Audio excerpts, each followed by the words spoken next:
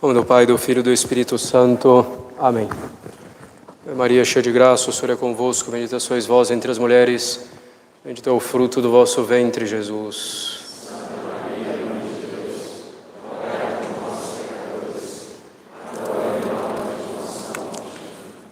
Podem sentar-se.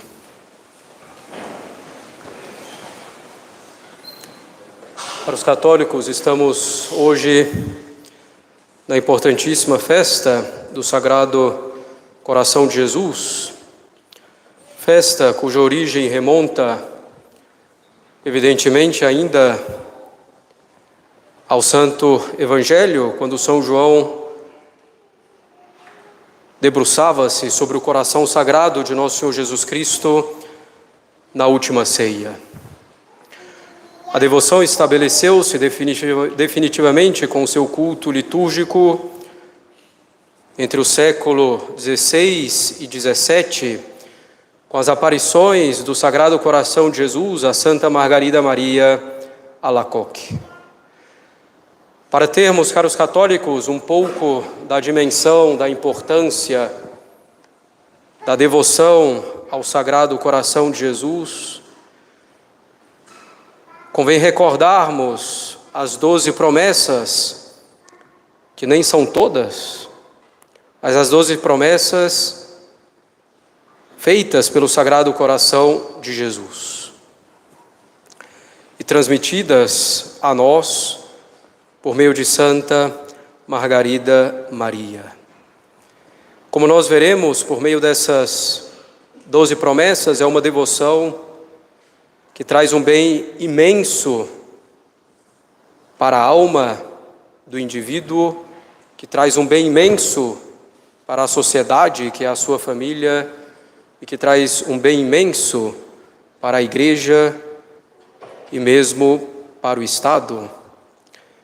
E nós temos hoje, diante dos nossos olhos, uma comprovação bastante concreta e bastante notável: a revogação do direito constitucional nos Estados Unidos ao aborto. Estamos ainda, claro, bastante longe daquilo que é a lei natural e a lei divina, que não permite nem condiciona o aborto e nem dá liberdade para ele, em nenhuma hipótese. Ao contrário dessa revogação, que deixa livre a cada estado, nos Estados Unidos, de aprovar o aborto, de limitá-lo ou mesmo de abolir. Mas, diante da condição em que se encontra a nossa sociedade, sabendo que o caso americano foi o propulsor do aborto no mundo inteiro, temos aí, sem dúvida, a ação do Sagrado Coração de Jesus. Voltemos então, caros católicos, às nossas 12 promessas, e convém lembrarmos-nos delas com frequência, com regularidade.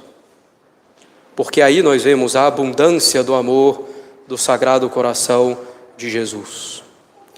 E não é outro objeto dessa devoção, senão o amor de nosso Senhor Jesus Cristo por nós, de forma que nós possamos responder com amor a Ele, e um amor de reparação.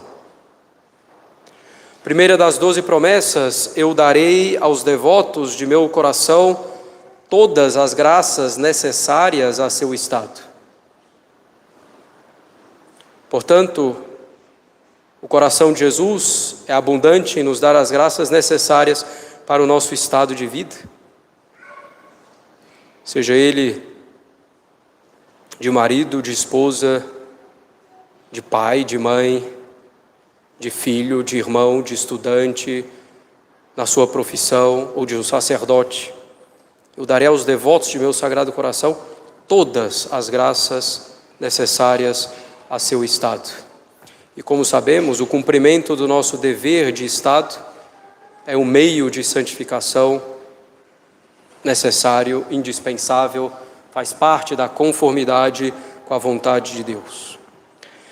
Segunda promessa: estabelecerei e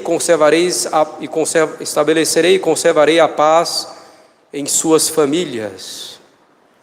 Portanto, aqueles que são devotos do Sagrado Coração de Jesus encontrarão a paz no seio da sua família. A paz que não é viver sem provações, mas é viver serenamente, unido a Deus em meio a todas as mais variadas circunstâncias. E aqui nós já temos então essa ação social do Sagrado Coração de Jesus. Terceira promessa: eu os consolarei em todas as suas aflições. Não de consolações sensíveis, não de consolações que nos fariam buscar mais as consolações e a nós mesmos do que a Deus, mas nos consolará com o refúgio que é seu Sagrado Coração de Jesus. Nosso Senhor mesmo diz: vinde a mim todos vós que estáis cansados e encontrareis repouso, encontrareis refúgio. Portanto, os devotos do Sagrado Coração encontrarão nele a consolação verdadeira, uma consolação espiritual, mesmo na desolação. Quarta promessa: serei refúgio seguro na vida e principalmente na hora da morte. Caros católicos, todo padre com um pouco mais de tempo de sacerdócio já passou pela experiência de ir visitar alguém no hospital que pediu, e eis então que tem ali algum familiar de uma ou outra pessoa que nos encontra como que por acaso, claro, por obra da providência. E nos perguntamos então, por quê? E muitas vezes podemos pensar que se trata de alguém devoto do Sagrado Coração de Jesus, que procurou praticar aquela que é a grande promessa, a promessa da devoção das 9 primeiras sextas-feiras de 9 meses consecutivos. E no momento definitivo, dado que aquela pessoa precisava do sacramento, eis que o Sagrado Coração providencia um padre, por acaso ali, para administrar os sacramentos. Por acaso, entre aspas, mais uma vez, é a providência que age. Uma vez atendi uma pessoa e então fui rezar o credo com ela, e ela rezou o mesmo credo, com as mesmas palavras que eu. Ou seja, rezamos aqui na capela o credo que tínhamos nos livros antigos, quer dizer que fazia aí uns 40, 50 anos que ela não recitava o credo, provavelmente desde a sua infância. Mas talvez na sua infância ainda tenha praticado a devoção das 9 primeiras sextas-feiras e então mereceu a visita de um sacerdote. Portanto, quarta promessa: serei refúgio seguro na vida e principalmente na hora da morte. Lançarei, quinta promessa, lançarei bênçãos abundantes sobre os seus trabalhos e empreendimentos, não para que necessariamente haja sucesso temporal, mas que pelos trabalhos e empreendimentos haja a santidade, que é o que interessa ao Sagrado Coração de Jesus. Sexta promessa: os pecadores encontrarão em meu coração fonte inesgotável de misericórdias. Sim, se por acaso somos devotos de Nosso Senhor, do Sagrado Coração de Nosso Senhor, e ainda assim nos desviamos, encontraremos uma fonte inesgotável de misericórdias, ainda mais do que Ele normalmente é. Sétima promessa: as almas tíbias tornar-se-ão fervorosas pela prática dessa devoção.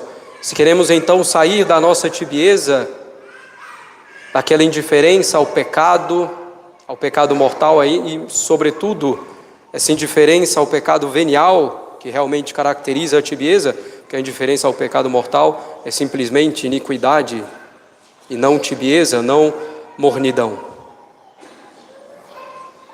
As almas mornas que queiram então tornar-se fervorosas devem praticar essa devoção ao Sagrado Coração de Jesus. É o caminho dado por Ele mesmo. Oitava promessa: as almas fervorosas subirão em pouco tempo a uma alta perfeição. Não podemos definir o que é pouco tempo, mas temos aí evidentemente um atalho para a perfeição, que não é um atalho de purificação de nossas almas, de sofrimentos, de cruzes, mas o Sagrado Coração encontrará um caminho para que nos santifiquemos e nos tornemos perfeitos, ou busquemos mais seriamente a perfeição de maneira mais eficaz. Nona promessa: a minha bênção permanecerá sobre as casas em que se achar exposta e venerada a imagem de meu Sagrado Coração. Portanto, se alguém ainda não possui em sua casa a imagem do Sagrado Coração, já passou do tempo. Claro, a promessa diz: a minha bênção permanecerá sobre as casas em que se achar exposta e venerada. Não basta simplesmente que haja a imagem, mas é preciso haver a devoção, a veneração, o culto ao Sagrado Coração de Jesus, e um culto familiar. Por exemplo, com a recitação das ladainhas do Sagrado Coração às sextas-feiras, seria o mínimo, recorrendo ao Sagrado Coração nas dificuldades familiares, procurando que todos os membros da família, chegado o momento, pratiquem a devoção das 9 primeiras sextas-feiras. Procurando também, como início dessa devoção, dessa veneração na casa, a entronização do Sagrado Coração de Jesus. 10ª promessa: darei aos sacerdotes que praticarem especialmente essa devoção o poder de tocar os corações mais endurecidos.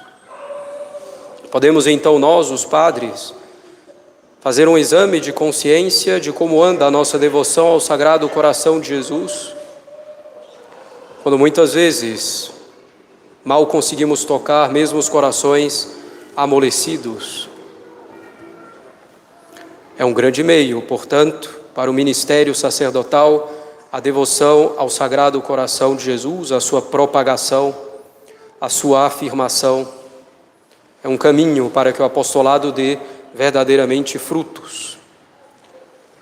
11ª promessa: as pessoas que propagarem esta devoção terão o seu nome inscrito para sempre no meu coração.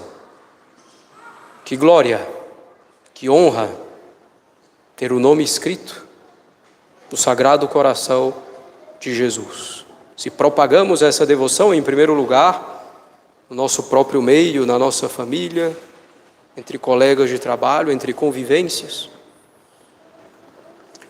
E finalmente a grande promessa, 12ª: a todos os que comungarem nas primeiras sextas-feiras de 9 meses consecutivos, darei a graça da perseverança final e da salvação eterna. E não se trata, evidentemente, de superstição, mas se alguém procura com toda sinceridade cumprir essa devoção, como diz o Sagrado Coração de Jesus, que as almas tíbias tornar-se-ão fervorosas, se alguém pratica bem, dificilmente retrocederá no caminho da virtude. Vai perseverar até o fim e encontrará a salvação eterna. Caros católicos, nessas promessas existe sempre uma condição: que se seja devoto ao Sagrado Coração, que haja veneração ao Sagrado Coração. E em que consiste essa devoção? Citamos aí algumas práticas: a ladainha, a própria devoção, claro, das 9 primeiras sextas-feiras, novenas e outras tantas devoções, uma hora santa, adoração ao Santíssimo, que podemos transformar também em adoração ao Sagrado Coração de Jesus e uma oração de reparação. Mas essa devoção não vai existir verdadeiramente se não procuramos imitar o Sagrado Coração de Jesus. Essa devoção não existirá se não houver um mesmo querer e um mesmo não querer entre a alma, entre o nosso coração e o Sagrado Coração de Jesus. Essa devoção não existirá se não buscarmos essa uniformidade com a vontade do Sagrado Coração, que é uma vontade de bondade, de mansidão, de zelo pela verdade e de defesa da fé.